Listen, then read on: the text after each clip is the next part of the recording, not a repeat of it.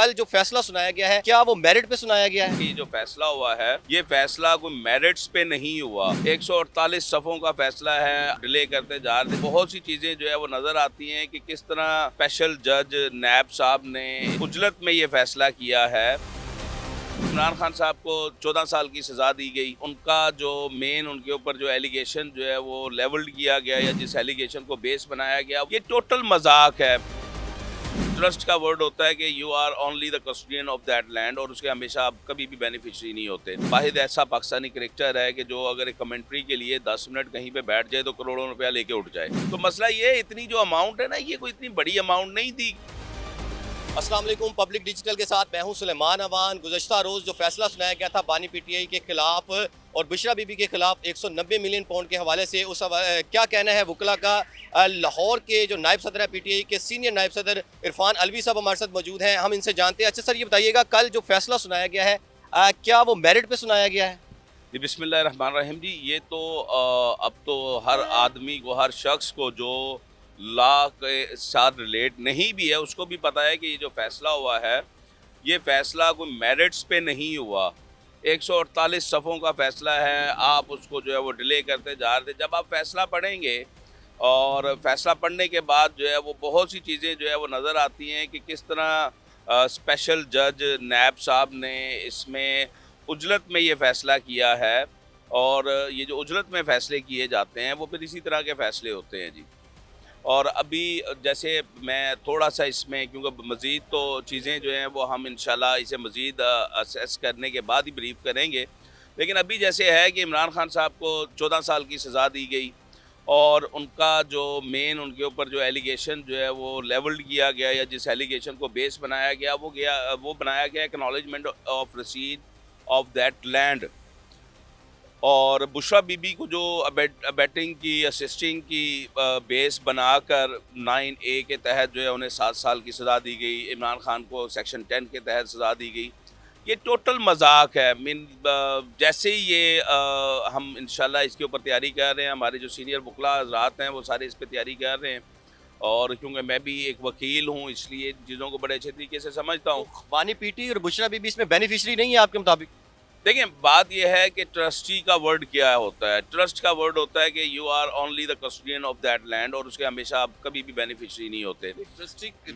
Trustee की मद में जो है लोग बेनिफिशरी भी होते हैं, तो यही तो केस है, ये सारा केस ही यही है। वो मतवाली और वो जो सारी जो चीज़ें हैं ना वो उसमें देखें, खान साहब जो हैं वो जो उनको फेम है और जो उनके जो मामलात हैं, ये वो वाहिद ऐसा पाकिस्तानी क्रिकेटर है कि जो अगर एक कमेंट्री के लिए 10 मिनट कहीं पे बैठ जाए तो करोड़ों रुपया लेके उठ जाए।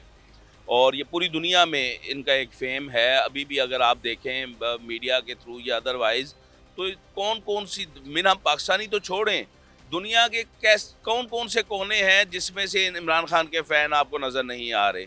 तो मसला ये, इतनी जो अमाउंट है ना ये कोई इतनी बड़ी अमाउंट नहीं थी कि जो खान साहब उसके बेनिफिशरी बन जाए, इससे कई ज़्यादा अमाउंट।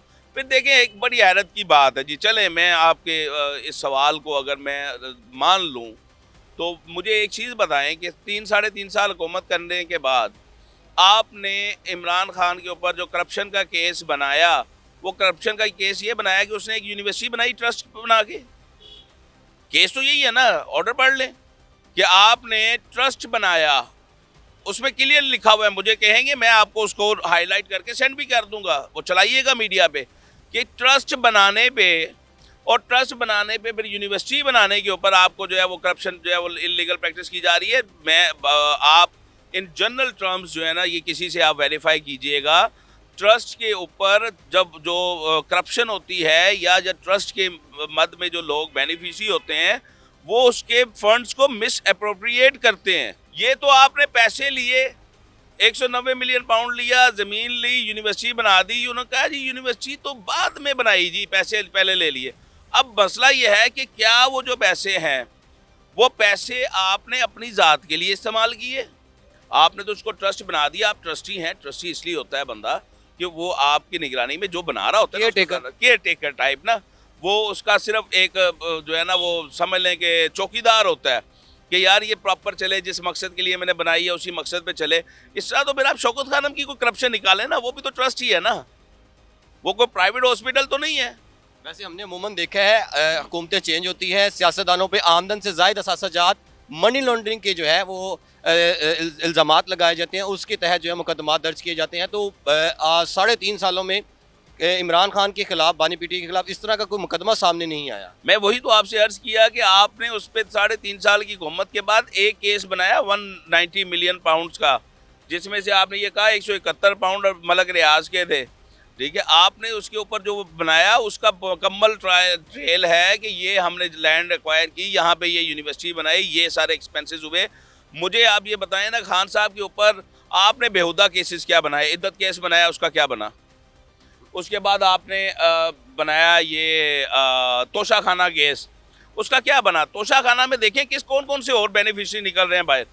आप देखें तो सही कैसे जो है वो 5-7 करोड़ की चीज़ आप जो है 6 लाख में लेके और उसके 20 लाख के टायर भी डलवाते हैं फिर।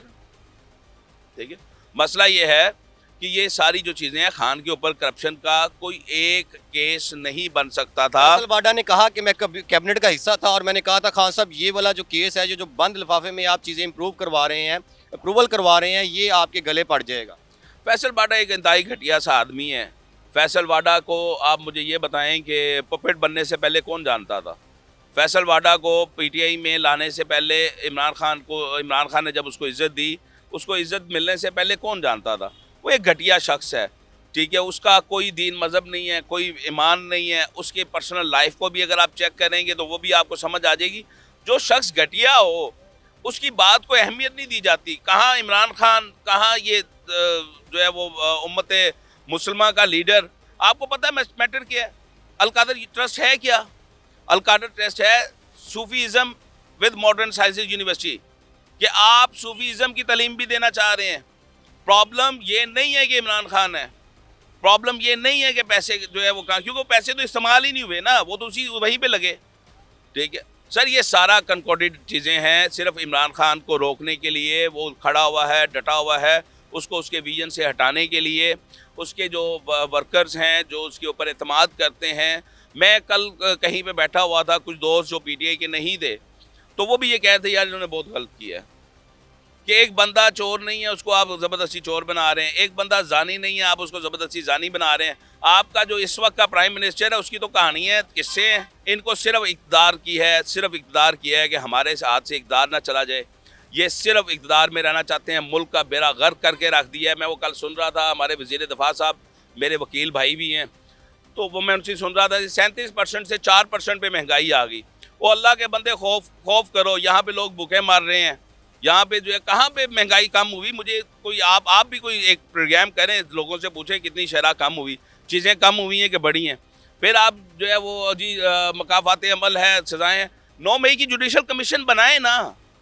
ये ना यहाँ पे इसी अदालत में हम मंगवाते हैं कि जिना उसका रिकॉर्ड लेके आओ, 1.5-2 साल हो गए हैं, आज तक रिकॉर्ड नहीं आया। लेकिन अब हमने देखा है कि अबूरी ज़मानतों में लोगों को रिलीफ मिल रहा है, यानी रिकॉर्ड पेश होने लग गया है। बेशक 18 माह बाद हो रहा है, लेकिन हो रहा है। लेकिन कुछ जो लीडर आने हैं उनके आज भी जो है अलीमा खान और उज़मा खान जो है कमरे अदालत में बैठी हैं।